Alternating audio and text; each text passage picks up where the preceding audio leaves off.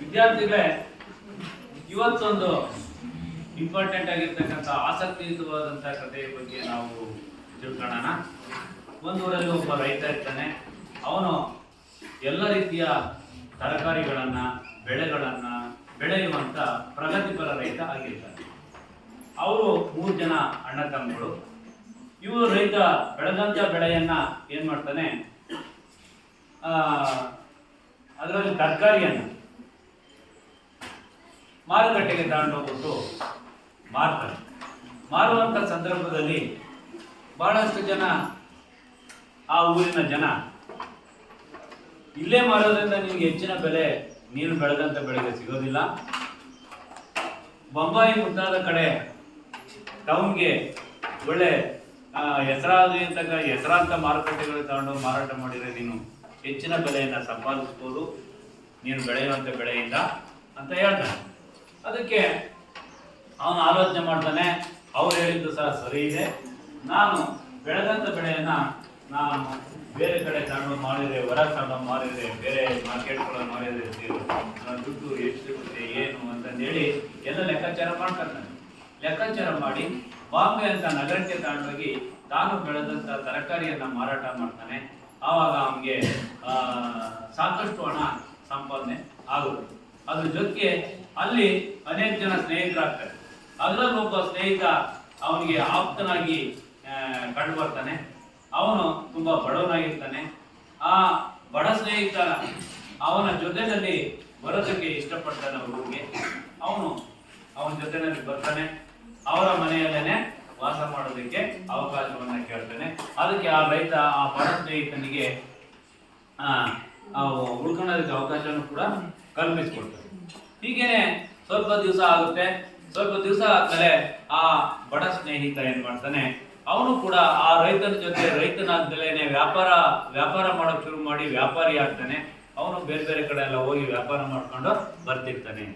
ವ್ಯಾಪಾರದಿಂದ ಸಾಕಷ್ಟು ಹಣ ಆ ಒಂದು ಬಡ ವ್ಯಕ್ತಿಗೆ ಅಥವಾ ರೈತನ ಸ್ನೇಹಿತನಿಗೆ ಸಿಕ್ಕಾಗ ಅವನೇನ್ ಮಾಡ್ತಾನೆ, ರೈತನಿಗಿಂತಲೂ ಸಹ ಆರ್ಥಿಕವಾಗಿ ಹೆಚ್ಚಿನ ಸ್ಥಿತಿಯನ್ನ ತಲುಪ್ತಾನೆ. ಆಗ ಮುಂದೊಂದು ದಿನ ಅವನೇನ್ ಮಾಡ್ತಾನೆ, ತಾನು ಆ ರೈತನ ಮನೆಯನ್ನೇ ಕೊಂಡ್ಕೊಳ್ಳುವಷ್ಟು ಮಟ್ಟಕ್ಕೆ ಎತ್ತರಕ್ಕೆ ಬೆಳೀತಾನೆ ವ್ಯಾಪಾರ. ಅಷ್ಟೇ ಅಲ್ಲ, ಆ ರೈತನ ಮನೆಯನ್ನ ತನ್ನ ಮನೆ ಅಂತಂದೇಳಿ ಆಕ್ರಮಣ ಮಾಡಕ್ ಹೋಗ್ತಾನೆ. ಆಗ ರೈತ ಮತ್ತು ಅವನ ಅಣ್ಣ ತಮ್ಮಂದಿರು ಏನಿರ್ತಾರೆ ಅವರೆಲ್ಲರೂ ಕೂಡ ಅವನನ್ನ ಆ ಆಕ್ರಮಣದಲ್ಲಿ ಹೊರಕ್ಕೆ ದಬ್ತಾರೆ. ಮಕ್ಕಳೇ, ಇದುವರೆಗೂ ಕೂಡ ನನ್ನ ಕಥೆಯನ್ನ ನೀವೆಲ್ಲರೂ ಕೇಳಿದಾಗ ನಿಮ್ಗೆ ಏನನ್ನಿಸ್ತು? ಚೆನ್ನಾಗಿದೆ ಅಂದ್ರೆ ಏನ್ ಚೆನ್ನಾಗಿದೆ ಹೇಳ್ರಿ? ರೈತ ಮತ್ತೆ ರೈತರ ಸ್ನೇಹಿತ ಇವರಿಬ್ಬರ ನಡುವೆ ಎಂತಹ ಸಂಬಂಧ ಮೂಡಿ ಬಂದಿತ್ತು? ಅದರಿಂದ ನಿಮ್ಗೆ ಏನಿಸ್ತು ಅವರ ಸಂಬಂಧಗಳಿಂದ? ಯಾರು ಮಾಡಿದ್ದು ಸರಿ, ಯಾರು ಮಾಡಿದ್ದು ತಪ್ಪು? ರೈತ ಮಾಡಿದ್ದು ಸರಿ, ರೈತನ ಸ್ನೇಹಿತ ಮಾಡಿದ್ದು ತಪ್ಪು. ಹಾಗಾದ್ರೆ ಇಲ್ಲಿ ಇವತ್ತು ನಾನು ಮಾಡ್ಬೇಕಾಗಿರೋ ಪಾಠದಲ್ಲಿ ರೈತ ಯಾರು, ರೈತನ ಸ್ನೇಹಿತ ಯಾರು? ಎದ್ದೇಳ್ಬೇಕು. ಒಬ್ರು ಎದ್ದೇಳ್ಬೇಕು. ಯಾರು? ಮಾರ್ತಾಂಡವರ್ಮ ರೈತ. ಮತ್ತೆ ಅವನ ಸ್ನೇಹಿತ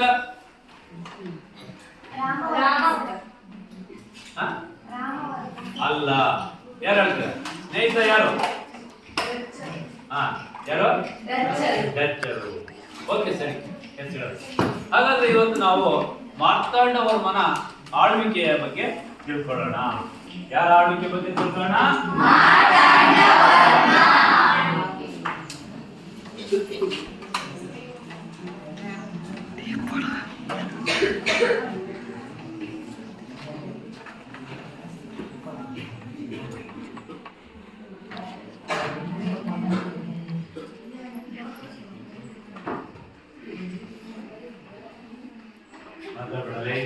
ಮಾರ್ತಾಂಡವರ್ಮ ಯಾವ ಸಂಸ್ಥಾನದಲ್ಲಿ ಆಳ್ವಿಕೆಯನ್ನ ಮಾಡ್ತಾರೆ?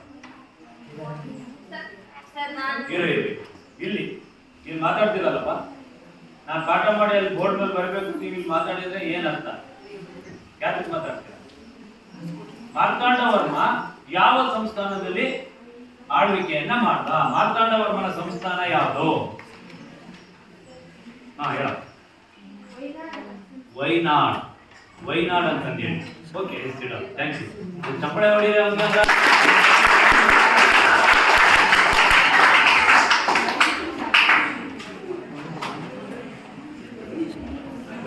ವೈನಾಡ್. ವೈನಾಡು ನಮ್ಮ ದೇಶದಲ್ಲಿ ಯಾವ ರಾಜ್ಯದಲ್ಲಿ ಬರುತ್ತೆ? ವೈನಾಡು ನಮ್ಮ ದೇಶದಲ್ಲಿ ಯಾವ ರಾಜ್ಯದಲ್ಲಿ ಬರುತ್ತೆ? ಯಾರನ್ನ ಏನ್ ಹೇಳ್ಬೋದು? ಯಾರು ಬೇಕಾದ್ರು ಒಬ್ರು ಹೇಳ್ಬೇಕು, ಅಂದ್ರೆ ಎಲ್ಲರೂ ಹೇಳಂಗಿಲ್ಲ. ಕವಿತಾ, ಕೇರಳದಲ್ಲಿ, ನಮ್ಮ ದೇಶದ ಕೇರಳ ರಾಜ್ಯದಲ್ಲಿ ವೈನಾಡ್ ಅಂತಕ್ಕಂಥದ್ದು ಬರುತ್ತೆ.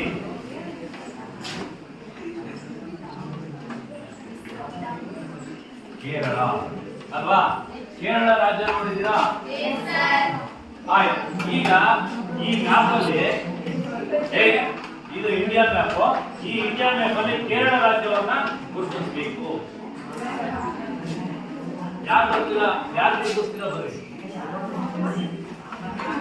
ಬರ್ರಿ ಯಾರು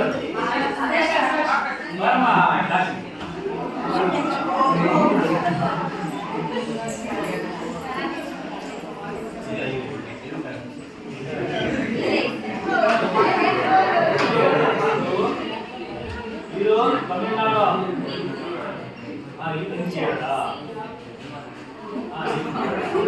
ಓಕೆ, ಇದು ಕೇರಳ ರಾಜ್ಯ. ಈ ಕೇರಳ ರಾಜ್ಯದಲ್ಲಿ ವೈನಾಡ್ ಸಂಸ್ಥಾನ ಅಂತಕ್ಕಂಥದ್ದು ಬರುತ್ತೆ. ಇವತ್ತಿನ ದಿವಸ ವೈನಾಡ್ ಎಲ್ಲಿ ಬರುತ್ತೆ ಅಂತಂದ್ರೆ, ಇವತ್ತಿನ ದಿವಸ ವೈನಾಡ್ ಎಲ್ಲಿ ಬರುತ್ತೆ ಅಂತಂದ್ರೆ ಮೈಸೂರಿಂದ ಕೇರಳಕ್ಕೆ ಎಂಟರ್ ಆದ್ಮೇಲೆ ಅಲ್ಲೇ ಮೈಸೂರಿಂದ ಕೇರಳಕ್ಕೆ ಎಂಟರ್ ಆಗ್ತೀವಲ್ಲ, ಅಲ್ಲೇನೆ ವೈನಾಡ್ ಅಂತಕ್ಕಂಥದ್ದು ಇದೆ. ಈ ವೈನಾಡಿನ ರಾಜ ಯಾರು? ಮಾರ್ತಾಂಡವರ್ಮನಿಗಿಂತ ಮುಂಚೆ ಅವನ ಮಾವ, ಸೋದರ ಮಾವ ರಾಮವರ್ಮ ಅಂತಕ್ಕಂಥವನು ಆಳ್ವಿಕೆ ಮಾಡ್ತಿರ್ತಾನೆ. ಇರಲಿ, ಆದ್ರೆ ಮಾರ್ತಾಂಡವರ್ಮ ಆಳ್ವಿಕೆಯನ್ನ ಮಾಡ್ತಾನೆ. ಈ ಮಾರ್ತಾಂಡವರ್ಮ ಎಷ್ಟನೇ ಇಸ್ವಿಯಿಂದ ಎಷ್ಟನೇ ಇಸ್ವಿವರೆಗೂ ವೈನಾಡನ್ನ ಆಳ್ವಿಕೆ ಮಾಡ್ದ? ಹೇಳಮ್ಮ. 1729ರಿಂದ 1758. ಓಕೆ. ರಾಮವರ್ಮ ಒಂದು ವೈನಾಡ್ ಸಂಸ್ಥಾನವನ್ನ ಪರಕೀಯರಿಂದ ಮತ್ತು ಸುತ್ತಮುತ್ತಲಿನ ಪಾಳೆಗಾರರಿಂದ ಏನ್ ಮಾಡ್ತಾನೆ? ರಕ್ಷಿಸಿಕೊಂಡಿದ್ದ. ಅವರ ಅವರು ಆ ವೈನಾಡ್ ಸಂಸ್ಥಾನದ ಮೇಲೆ ಪರಕೀಯರಾಗ್ಲಿ, ವೈನಾಡ್ನ ಸುತ್ತಮುತ್ತ ಇದ್ದಂತ ಪಾಳೆಗಾರರಾಗ್ಲಿ, ಸಂಸ್ಥಾನಿಕರಾಗ್ಲಿ ಆಕ್ರಮಣ ಮಾಡೋದಕ್ಕೆ ಬಿಡದಂಗೆ ಕಾಪಾಡಿಕೊಂಡಿದ್ದ. ಯಾರು ಕಾಪಾಡಿಕೊಂಡಿದ್ದು ವೈನಾಡ್ ಸಂಸ್ಥಾನವನ್ನ? ಅಷ್ಟೇ ಅಲ್ಲ, ಅವನು ಆ ಒಂದು ವೈನಾಡ್ ಸಂಸ್ಥಾನವನ್ನ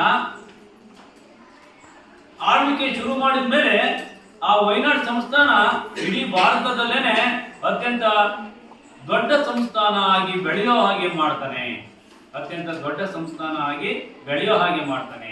ಅಷ್ಟೇ ಅಲ್ಲ, ಈ ವಿದೇಶಿಯರು ಏನು ನಿರಂತರವಾಗಿ ಆಕ್ರಮಣ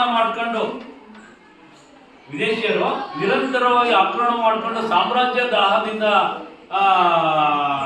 ನಮ್ಮ ದೇಶದ ಮೇಲೆ ಆಕ್ರಮಣ ಮಾಡ್ಕೊಂಡು ಬರ್ತಾ ಇದ್ರು. ಅದನ್ನ ಮೆಟ್ಟಿ ನಿಂತು, ಯಾರು ಮೆಟ್ಟಿ ನಿಂತರು? ಮೆಟ್ಟಿ ನಿಂತು ಸಾಮ್ರಾಜ್ಯದಲ್ಲಿ ಇವನು ರಾಜನಾದ ಮೇಲೆ ಏನ್ ಮಾಡ್ತಾನೆ? ಹಲವಾರು ಸುಧಾರಣೆಗಳನ್ನ ತರ್ತಾನೆ. ಸುಧಾರಣೆಗಳನ್ನ ತರ್ತಾನೆ ಅಂತಂದ್ರೆ ಆ ಸುಧಾರಣೆಗಳು ಅಂತಂದ್ರೆ ಸಾಮ್ರಾಜ್ಯದಲ್ಲಿ ಜನರಿಗೆ ಅನೇಕ ಅನುಕೂಲಗಳನ್ನ ಮಾಡ್ಕೊಡ್ತಾನೆ. ಆ ಅನುಕೂಲಗಳನ್ನ ಮಾಡ್ಕೊಡೋದಕ್ಕೋಸ್ಕರನೇ ಅವನೇನ್ ಮಾಡ್ತಾನೆ? ತನ್ನ ಒಂದು ವೈನಾಡಿನ ರಾಜಧಾನಿ ಯಾವ್ದಾಗಿತ್ತಪ್ಪ ಅವತ್ತು ಅಂತಂದ್ರೆ ಪದ್ಮನಾಭಪುರ. ವೈನಾಡಿನ ರಾಜಧಾನಿ ಯಾವುದು?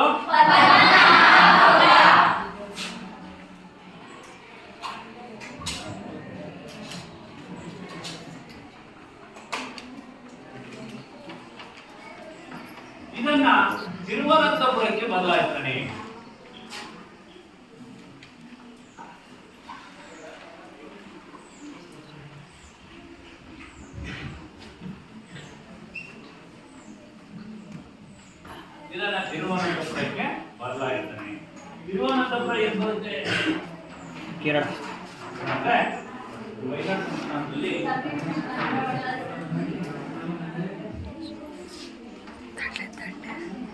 ತಿರುವನಂತಪುರ ಏನು ಬರುತ್ತೆ ಅಂತಂದ್ರೆ ಅಲ್ಲ ಅಲ್ಲ ಅಲ್ಲ, ಕೇರಳದಾಗೆ ಬರುತ್ತೆ. ಇದು ಭಾರತ ಕನ್ಯಾಕುಮಾರಿ ಹತ್ರ ಬರುತ್ತೆ ತಿರುವನಂತಪುರ. ಈ ತಿರುವನಂತಪುರಕ್ಕೆ ಈ ಪದ್ಮನಾಭಪುರದಿಂದ ತನ್ನ ರಾಜಧಾನಿಯನ್ನ ಮಾರ್ತಾಂಡವರ್ಮ ಬದಲಾಯಿಸ್ತಾನೆ. ಅಷ್ಟೇ ಅಲ್ಲ, ಅಷ್ಟೇ ಅಲ್ಲ, ಆ ಒಂದು ತಿರುವನಂತಪುರವನ್ನು ಕೂಡ ವಿಶ್ವ ತಿರುವಾಂಕೂರು ಅಂತಕ್ಕಂಥ ಹೆಸರು ಬರೋ ಹಾಗೆ ಮಾಡ್ತಾನೆ. ವಿಶ್ವ ತಿರುವಾಂಕೂರು ಅಂತ ಹೇಳಿ ಹೆಸರುವಾಸಿ ಆಗುತ್ತೆ ಅದು ಮುಂದೆ. ಇದಿಷ್ಟು ಕೂಡ ಮಾರ್ತಾಂಡವರ್ಮ ವೈನಾಡ್ ಸಂಸ್ಥಾನದಲ್ಲಿ ರಾಜನಾದ ಮೇಲೆ ತಂದ ಮಾರ್ಪಾಡು ಮಾಡಿದಂತ ಒಂದು ಇದು. ಅದಕ್ಕಿಂತ ಮುಂಚೆ ಈ ಮಾರ್ತಾಂಡವರ್ಮ ಏನ್ ಮಾಡ್ತಾನೆ, ಆಳ್ವಿಕೆಗೆ ಬರೋದಕ್ಕಿಂತ ಮುಂಚೆ, ಮಾರ್ತಾಂಡವರ್ಮ ಆಡಳಿತಕ್ಕೆ ಬರೋದಕ್ಕಿಂತ ಮುಂಚೆ ವೈನಾಡ್ ಸಂಸ್ಥಾನದಲ್ಲಿ ಅನೇಕ ಗೊಂದಲಗಳಿರ್ತವೆ. ಮಾರ್ತಾಂಡವರ್ಮ ಆಳ್ವಿಕೆಗೆ ಬಂದ್ಮೇಲೆ ಇಲ್ಲ, ನಾನು ಇದುವರೆಗೂ ನಾನು ಹೇಳಿದ ಮಾರ್ತಾಂಡವರ್ಮ ವೈನಾಡಲ್ಲಿ ಆಳ್ವಿಕೆಗೆ ಬಂದ್ಮೇಲೆ ಮಾಡಿದ್ದವನು. ಮಾರ್ತಾಂಡವರ್ಮ ಆಳ್ವಿಕೆಗೆ ಬರೋದಕ್ಕಿಂತ ಮುಂಚೆ ಅಲ್ಲಿ ಆಳ್ವಿಕೆ ಮಾಡ್ತಿದ್ದಾರೆ ಅಂತಂದ್ರೆ ಅವನ ಸೋದರ ಮಾವ. ಅವನ ಕಾಲದಲ್ಲಿ ವೈನಾಡ್ನಲ್ಲಿ ಅನೇಕ ಗೊಂದಲಗಳಿದ್ವು.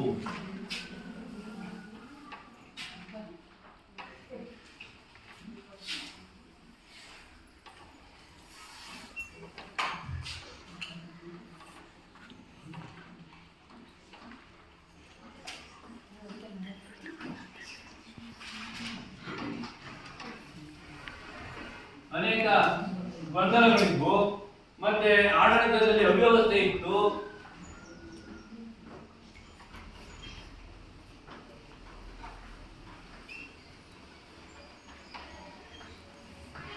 ಆಡಳಿತದಲ್ಲಿ ಅವ್ಯವಸ್ಥೆ ಇತ್ತು. ಅಷ್ಟೇ ಅಲ್ಲ, ಇವನು ಆಡಳಿತದಲ್ಲಿ ಅವ್ಯವಸ್ಥೆ ಇತ್ತು. ಅದ್ರ ಜೊತೆಗೆ ರಾಮವರ್ಮ ಅಂತಕ್ಕಂಥವನು ಏನು ಮಾರ್ತಾಂಡವರ್ಮನ ಸೋದರ ಮಾವ ಇದ್ದ, ಅವನು ಕೂಡ ದುರ್ಬಲ ಅರಸನಾಗಿದ್ದ. ಯಾರು? ರಾಮವರ್ಮ.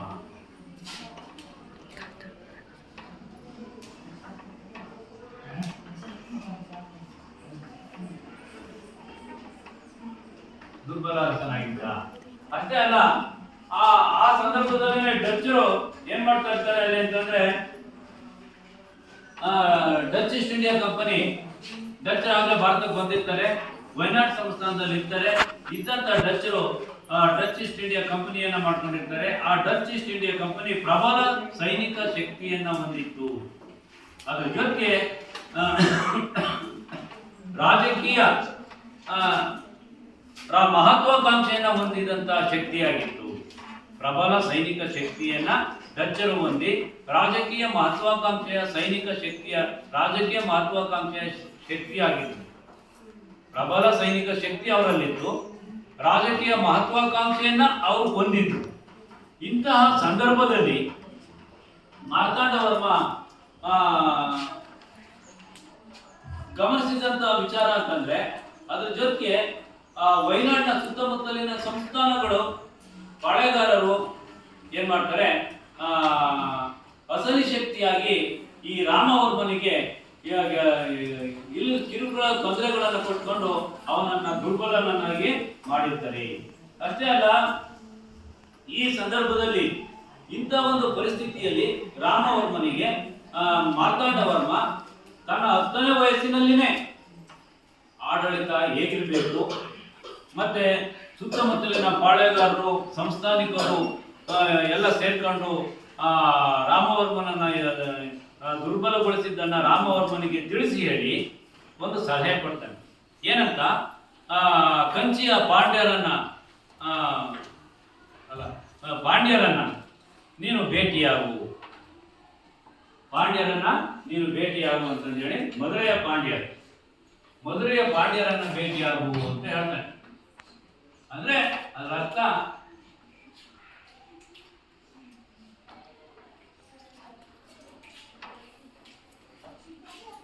ಮಧುರೆಯ ಪಾಂಡ್ಯರು ಇವನಿಗೆ ಯಾವುದೇ ತೊಂದರೆಯನ್ನ ಪಡಿಸಿರ್ಲಿಲ್ಲ.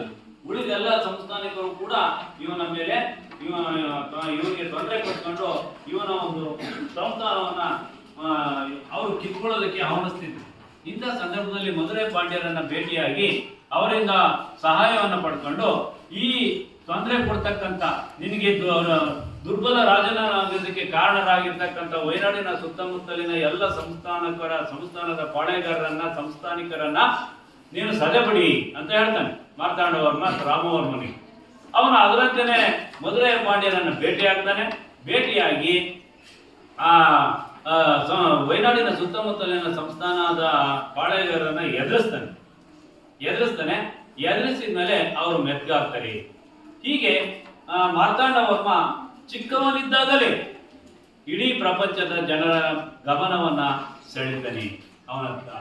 ಇಂಥ ಮಾರ್ತಾಂಡವರ್ಮ ತನ್ನ 24ನೇ ವಯಸ್ಸಿನಲ್ಲಿ ರಾಮವರ್ಮನ ನಂತರ ಏನ್ ಮಾಡ್ತಾನೆ, ವೈನಾಡ್ ಸಂಸ್ಥಾನದಲ್ಲಿ ಆಳ್ವಿಕೆಗೆ ಬರ್ತಾನೆ.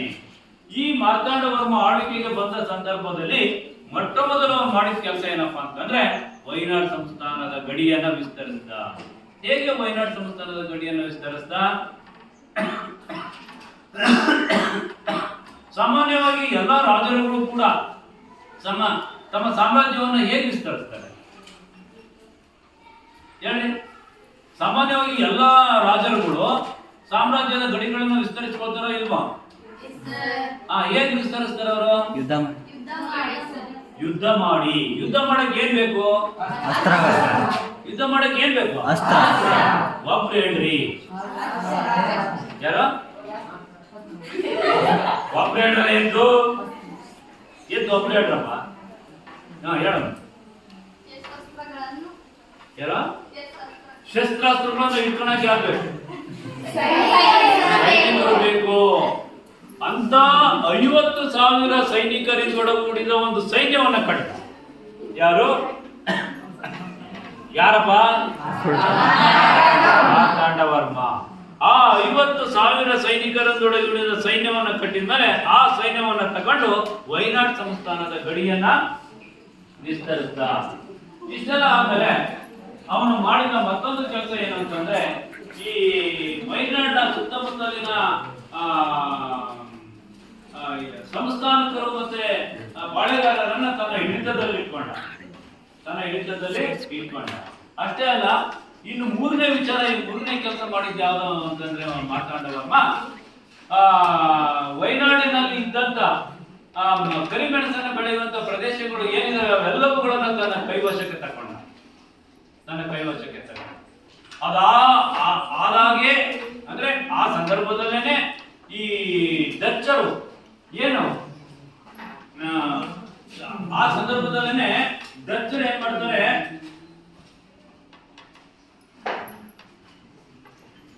ಕರಿಮೆಣಸಿನ ವ್ಯಾಪಾರದಲ್ಲಿ ಹಿಡಿತ ಸಾಧಿಸ್ತಿರ್ತಾರೆ. ಕರಿಮೆಣಸಿನ ವ್ಯಾಪಾರದಲ್ಲಿ ಡಚ್ಚರು ಆ ಸಂದರ್ಭದಲ್ಲೇನೆ ಹಿಡಿತವನ್ನ ಸಾಧಿಸೋದಕ್ಕೆ ಪ್ರಯತ್ನ ಮಾಡ್ತಿರ್ತಾರೆ. ಅಂತ ಸಂದರ್ಭದಲ್ಲಿ ಆ ಡಚ್ಚರನ್ನ ಸದೆಬಡಿಯೋದಕ್ಕೆ ಈ ಮಾರ್ತಾಂಡವರ್ಮ ರಣತಂತ್ರಗಳನ್ನ ರೂಪಿಸ್ತಾನೆ.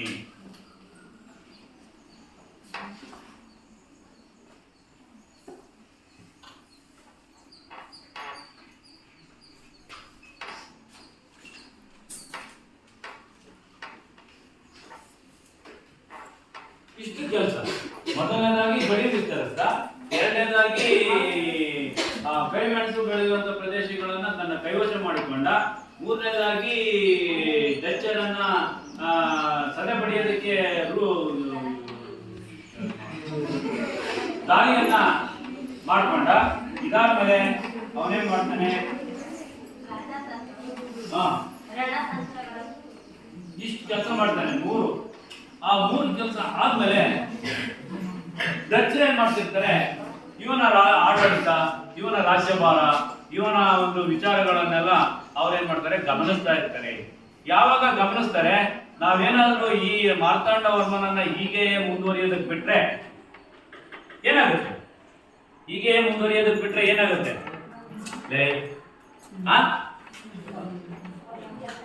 ನಾವು ಡಚ್ಚರು ಕೇರಳದಲ್ಲಿ, ಅದರಲ್ಲೂ ವೈನಾಡ್ ಸಂಸ್ಥಾನದಲ್ಲಿ ಕರಿಮೆಣಸಿನ ವ್ಯಾಪಾರ ಮಾಡ್ಕೊಂಡಿರೋದಕ್ಕೆ ಅಸಾಧ್ಯ.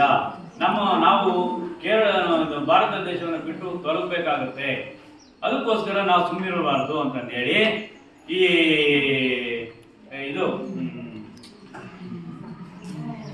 ಭಾರತದಲ್ಲಿದ್ದಂತ ಸಂಸ್ಥಾನ ವಯನಾಡ್ ಸುತ್ತಮುತ್ತಲ ಸಂಸ್ಥಾನಗಳಿದ್ವಲ್ಲ ಅವ್ಯಾವ ಅಂತಂದ್ರೆ ಕಾಯಂಕುಳಂ, ಕೊಚ್ಚಿ, ಕೊಟ್ಟಾರಕರ, ಪುರಕ್ಕಾಡ್, ಕಾಯಂಕುಳಂ, ಕೊಚ್ಚಿ, ಪುರಕ್ಕಾಡ್,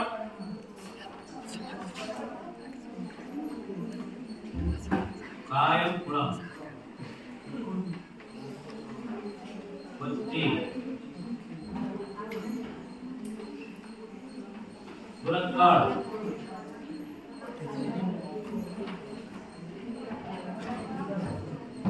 ವಡಕುಂಕೂರ್,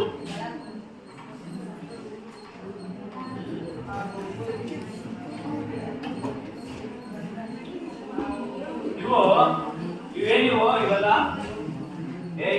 ಇವೇನಿವು ಕಾಯಂಕುಳಂ, ಕೊಚ್ಚಿ, ಪುರಕ್ಕಾಡ್, ವಡಕುಂಕೂರ್ ಏನಿವು ವಯನಾಡ್ ಸುತ್ತಮುತ್ತ ಇದ್ದಂತ ಸಂಸ್ಥಾನಗಳು. ಈ ಸಂಸ್ಥಾನಿಕರನ್ನ ಪಾಳೆಗಾರರನ್ನ ಡಚ್ಚರು ಭೇಟಿ ಆಗ್ತಾರೆ. ಯಾಕೆ? ಮಾರ್ತಾಂಡವರ್ಮ ಈ ರೀತಿ ಎಲ್ಲ ಮಾಡ್ತಾ ಇದ್ದಾನೆ, ಅದಕ್ಕೋಸ್ಕರ ನೀವು ಯಾವುದೇ ಕಾರಣಕ್ಕೂ ಮಾರ್ತಾಂಡವರ್ಮನಿಗೆ ಬೆಳೆಯೋದಕ್ಕೆ ಬಿಡಬಾರ್ದು, ನಮಗೂ ಇದರಿಂದ ತೊಂದರೆ ಇದೆ ಅಂತಂದು ಹೇಳಿ ಮನವರಿಕೆ ಮಾಡಿ ಅವರೆಲ್ಲರ ಮನವೊಲಿಸಿ ಅವರ ಆ ಒಂದು 4 ಸಂಸ್ಥಾನಗಳ ಸೈನ್ಯವನ್ನ ಇವರು ತಗೊಂಡು ಅದ್ರ ಜೊತೆಗೆ ಡಚ್ಚರ ಸೈನ್ಯವನ್ನು ಸೇರಿಸಿಕೊಂಡು ಡಚ್ಚರು ಮತ್ತೆ ಈ 4 ಸಂಸ್ಥಾನಿಕರ ಒಕ್ಕೂಟ ಸೈನ್ಯ ಅಂತಿಮವಾಗಿ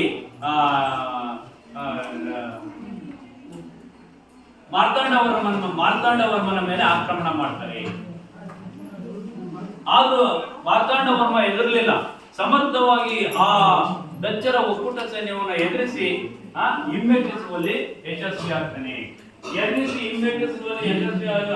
ಆಗ್ತಾನೆ. ಅಷ್ಟೇ ಅಲ್ಲ, ಮುಂದೆ ಹೋಗಿ ಇನ್ನೂ ಒಂದು ಹೆಜ್ಜೆ ಮುಂದೆ ಹೋಗಿ ಡಚ್ಚರ ಒಂದು ವ್ಯಾಪಾರ ಕೇಂದ್ರಗಳು ಏನಿದ್ವು ಆ ನೆಡಮಂಗಲ ಮತ್ತೆ ಕೊಟ್ಟಾರಕರ ಅಂತಕ್ಕಂಥ ವ್ಯಾಪಾರ ಕೇಂದ್ರಗಳು ಇರ್ತವೆ.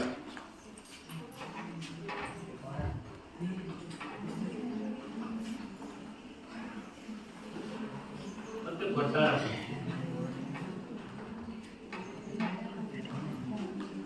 ಡಚ್ಚರ ಒಕ್ಕೂಟ ಸೈನ್ಯ ಸೋಲಿಸಿದ್ದೇನೆ ಮಾರ್ತಾಂಡವರ್ಮ ಈ ಒಂದು ಡಚ್ಚರ ವ್ಯಾಪಾರ ಕೇಂದ್ರಗಳಾಗಿದ್ದ ನೆಡಮಂಗಲ, ಕೊಟ್ಟಾರಕರ ವ್ಯಾಪಾರ ಕೇಂದ್ರಗಳನ್ನ ವಶಪಡಿಸಿಕೊಂಡು ಡಚ್ಚರನ್ನ ಸೋಲಿಸ್ತಾನೆ.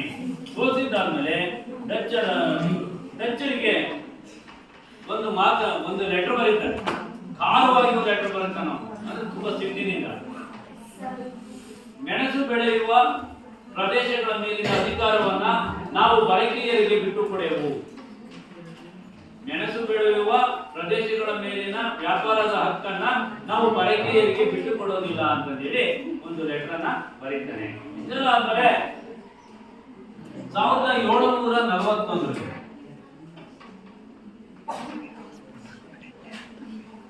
ಮಾರ್ತಾಂಡವರ್ಮ ಡಚ್ಚರಿಗೆ ಏನಂತ ಲೆಟರ್ ಬರೀತಾನೆ? ವ್ಯಾಪಾರದ ಮೇಲಿನ ಹಕ್ಕನ್ನ ಪರಕೀಯರಿಗೆ ಬಿಟ್ಟು ಕೊಡುವುದಿಲ್ಲ ಅಂತಂದೇಳಿ ಒಂದು ಲೆಟರ್ ಬರೀತಾನೆ. ಇದಾದ್ಮೇಲೆ 1741 ಏನ್ ಮಾಡ್ತಾರೆ ಈ ಡಚ್ಚರು ಅಂತಂದ್ರೆ, ಮಾರ್ತಾಂಡವರ್ಮನಿಂದ ಯಾರಿಗೆ ಅವಮಾನ ಆಗಿರ್ತಿಲ್ಲಿ? ಮಾರ್ತಾಂಡವರ್ಮನಿಂದ ಸೋದರನ್ನು ಅನುಭವಿಸ್ತಾರೆ ಯಾರು? ಡಚ್ಚರ್. ಆ ಡಚ್ಚರಿಗೆ ಅವಮಾನ ಆಗಿದೆ. ಮತ್ತೆ ಡಚ್ಚರು ಸುಮ್ಮನಿರ್ತಾರೇನು? ಇಲ್ಲ. ಅವ್ರು ಏನ್ ಮಾಡ್ತಾರೆ, ನಾವು ವ್ಯಾಪಾರ ಮಾಡ್ತಿದ್ದಂತ ಪ್ರದೇಶಗಳಾಗಿರ್ತಕ್ಕಂಥ ನೆಡಮಂಗಲ, ಕೊಟ್ಟಾರಕರ ಇವೆರಡೂ ಪ್ರದೇಶಗಳನ್ನ ಮಾರ್ತಾಂಡವರ್ಮ ಆಕ್ರಮಿಸಿಕೊಂಡು ತನ್ನ ಕೈವಶ ಮಾಡ್ಕೊಂಡಿದ್ದಾನೆ.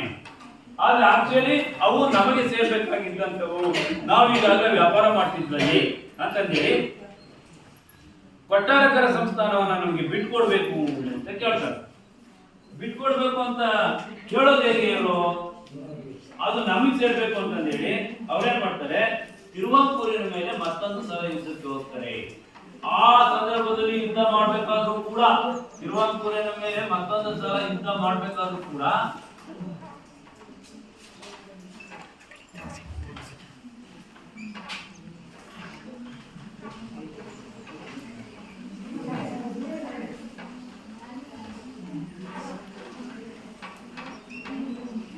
ಈ 4 ಸಂಸ್ಥಾನಗಳನ್ನು ಸೇರಿಸಿಕೊಂಡೇ ಅಥವಾ 4 ಸಂಸ್ಥಾನಗಳ ಸೈನ್ಯವನ್ನ ಸೇರಿಸಿಕೊಂಡೇನೆ ಅವರು ಯುದ್ಧ ಮಾಡೋದಕ್ಕೆ ಹೋಗ್ತಾರೆ.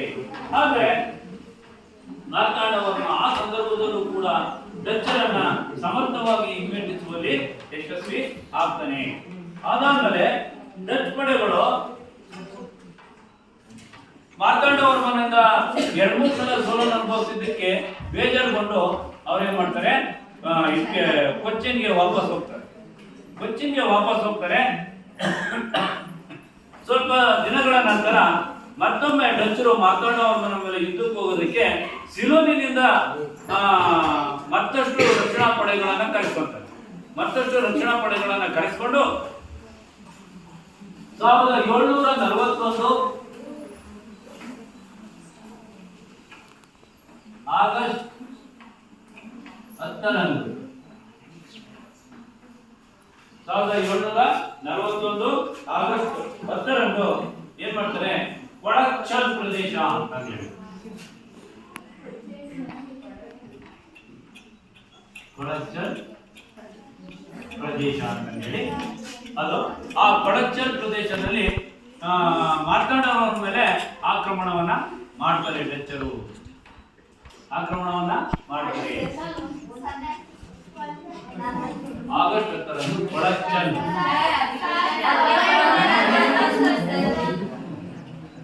ಕೊಡಚಲ್ ಪ್ರದೇಶದಲ್ಲಿ ಆಕ್ರಮಣ ಮಾಡ್ತಾರೆ.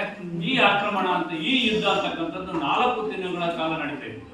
4 ದಿನಗಳ ಕಾಲ ನಡೀತೈತೆ. ಯಾರ್ಯಾರಿಗೆ ನಡೀತೈತೆ? ಕೊಡಚಲ್ ಪ್ರದೇಶದಲ್ಲಿ ಯುದ್ಧ ಯಾರ್ಯಾರು ನಡೀತೈತೆ? ಹೇಳಪ್ಪ. ಮಾರ್ತಾಂಡವರ್ಮನಿಗೂ ಡಚ್ಚರಿಗೂ ನಡೆಯುತ್ತೆ, ಡಚ್ಚರ ಒಕ್ಕೂಟಕ್ಕೂ ನಡೆಯುತ್ತೆ. ಆ ಯುದ್ಧದಲ್ಲಿ ಏನಾಗ್ತೈತೆ, ಅಂತಿಮವಾಗಿ ಗೆಲುವು ಯಾರಿಗಾಗುತ್ತೆ ಅಂತಂದ್ರೆ ಮಾರ್ತಾಂಡವರ್ಮನಿಗಾಗುತ್ತೆ.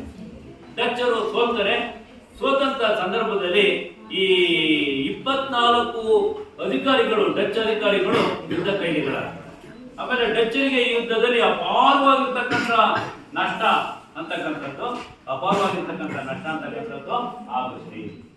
ಇದಿಷ್ಟು ಆದ್ಮೇಲೆ ಡಚ್ಚರು ಏನ್ ಮಾಡ್ತಾರೆ, ಮುಗಿತು, ಇನ್ನೇನು ನಮ್ದು ಈ ಇಂಡಿಯಾದಲ್ಲಿ ನಮ್ಮ ಅಧಿಕಾರಿಗಳು ಅಂತ ಹೇಳಿ ಅವ್ರೇನ್ ಮಾಡ್ತಾರೆ ಅಂದ್ಕೊಂಡು ಸುಮ್ಮನಾಗ್ತಾರೆ. ಆ ಸಂದರ್ಭದಲ್ಲಿ ಇಷ್ಟು ಕೊಡಚಲ್ ಪ್ರದೇಶದಲ್ಲಿ ಡಚ್ಚರ ವಿರುದ್ಧ ಯಶಸ್ವಿ ಹೋರಾಟ ಮಾಡಿ ಗೆದ್ದಂತ ಮಾರ್ತಾಂಡವರ್ಮ ಏನ್ ಮಾಡ್ತಾನೆ, ಅವನು ಅಲ್ಲಿಗೆ ಸುಮ್ಮನಾಗಲಿಲ್ಲ. ಏನಾದ್ರೂ ಮಾಡಿ ಈ ಡಚ್ಚರನ್ನ ನಮ್ಮ ದಕ್ಷಿಣ ಭಾರತದಿಂದಲೇ ಕಿತ್ತೊಗೆಯಬೇಕು, ಇವರನ್ನ ಹೀಗೆ ಬಿಟ್ಕೊಂಡ್ರೆ ನಮಗೆ ಉಳಿಗಾಲ ಇರೋದಿಲ್ಲ ಅಂತ ಹೇಳಿ ಅವನೇನ್ ಮಾಡ್ತಾನೆ ತಮಿಳುನಾಡು ಮತ್ತು ಕೇರಳ ಇವೆರಡೂ ಕಡೆ ಇರ್ತಕ್ಕಂಥ ಮೆಣಸು ಬೆಳೆಯುವಂತ ಪ್ರದೇಶಗಳ ಮೇಲಿನ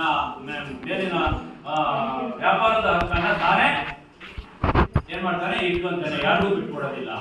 ಅದ್ರ ಜೊತೆಗೆ ಇನ್ನೇನ್ ಮಾಡ್ತಾನಪ್ಪ ಇವನು ಅಂತಂದ್ರೆ,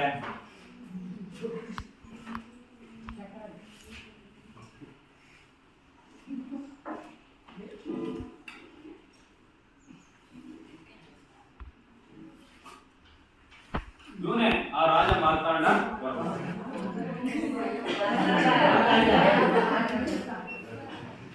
ಇವನೇನೆ ರಾಜ ಮಾರ್ತಾಂಡವರ್ಮ.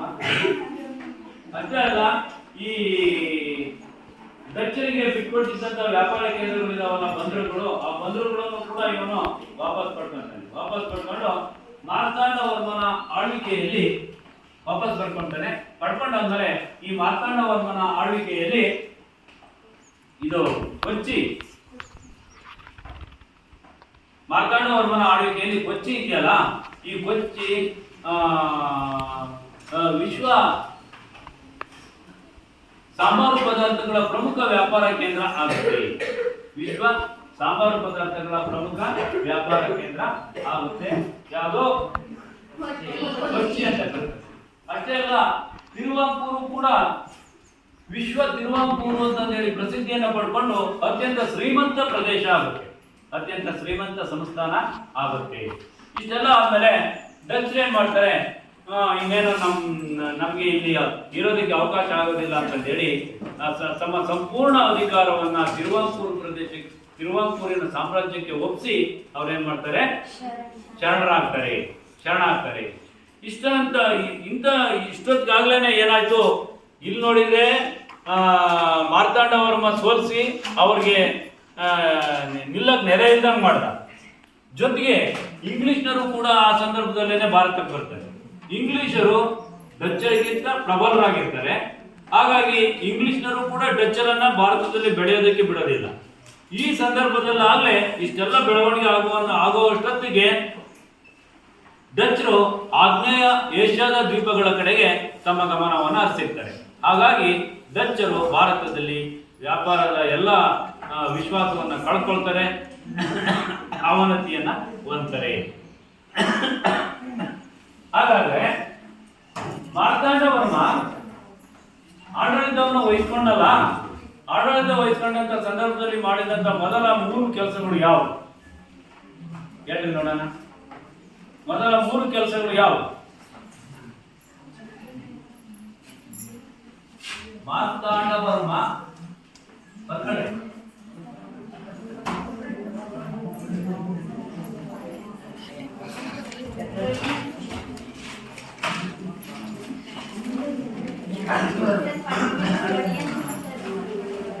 ನಾನು ಹೇಳಿದೆ ಯಾವ ಹೇಳಿದ್ದೀನಿ, ಹೇಳ್ತೀರಾ? ಯಾವ ಹೇಳ್ತೀರಾ? ಒಬ್ಬ ಹೇಳ್ಬೇಕು, ಗಲಾಟೆ ಮಾಡಂಗಿಲ್ಲ. ಮಾರ್ತಾಂಡವರ್ಮನು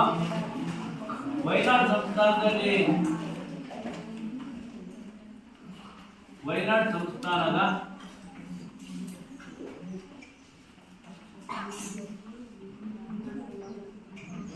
ರಾಜನಾದಾಗ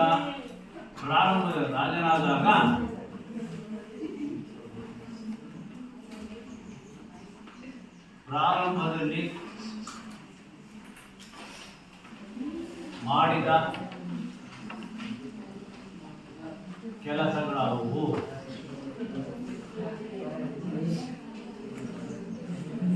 ಯಾರು ಹೇಳ್ತೀರಾ? ವೈನಾಡ ಗಡಿಯನ್ನು ವಿಸ್ತರಿಸುತ್ತಾನೆ, 50,000 ಸೈನ್ಯವನ್ನು ಕಟ್ಟಿಸುತ್ತಾನೆ, ಕರಿಮೆಣಸಿನ ವ್ಯಾಪಾರದ ಪ್ರದೇಶಗಳನ್ನು ವಶಪಡಿಸಿಕೊಳ್ಳುತ್ತಾನೆ, ರಣತಂತ್ರವನ್ನು ಏನ್ ರಣತಂತ್ರ? ಅದು ಡಚ್ಚರನ್ನ ಸದೆಬಡಿಯಲು ರಣತಂತ್ರಗಳನ್ನ ರೂಪಿಸ್ತಾನೆ ಅಲ್ವಾ? Yes, very good. ಕ್ಲಾಪ್ಸ್ ಆಗ್ರೋ. ಆಮೇಲೆ ಎರಡನೇ ಕ್ವಶನ್, ಕೊಳಚಲ್ ಪ್ರದೇಶದಲ್ಲಿ ಮಾರ್ತಾಂಡವರ್ಮನಿಗೂ ಡಚ್ಚರಿಗೂ ಯುದ್ಧ ಆದಂತ ಸಂದರ್ಭದಲ್ಲಿ ಡಚ್ಚರಿಗೆ ಆದಂತ ಒಂದು ಅವಮಾನ ಏನು? ಡಚ್ಚರಿಗೆ ಅದರಿಂದ ಏನ್ ತೊಂದರೆ ಆಯಿತು? ಆ ಯುದ್ಧದಲ್ಲಿ ಡಚ್ಚರಿಗೆ ಆದಂತ ತೊಂದರೆ ಏನು? ಮಾರ್ತಾಂಡವರ್ಮನಿಗೂ ಡಚ್ಚರಿಗೂ ಯುದ್ಧ ಆಗುತ್ತೆ. ಆ ಯುದ್ಧದಲ್ಲಿ ಡಚ್ಚರಿಗೆ ಏನ್ ತೊಂದರೆಗಳಾದವು? ಯಾರು ಹೇಳ್ತೀರಾ? ಪಾಠ ಕೇಳಿದ್ರೆ ಹೇಳಕ್ಕೆ 1741 ಆಗಸ್ಟ್ 10ರಂದು ಆದ ಯುದ್ಧದಲ್ಲಿ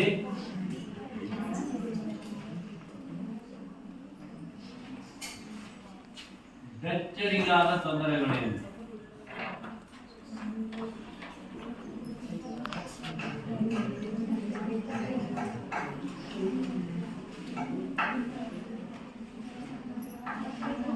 ತೊಂದರೆಗಳಾವುವು?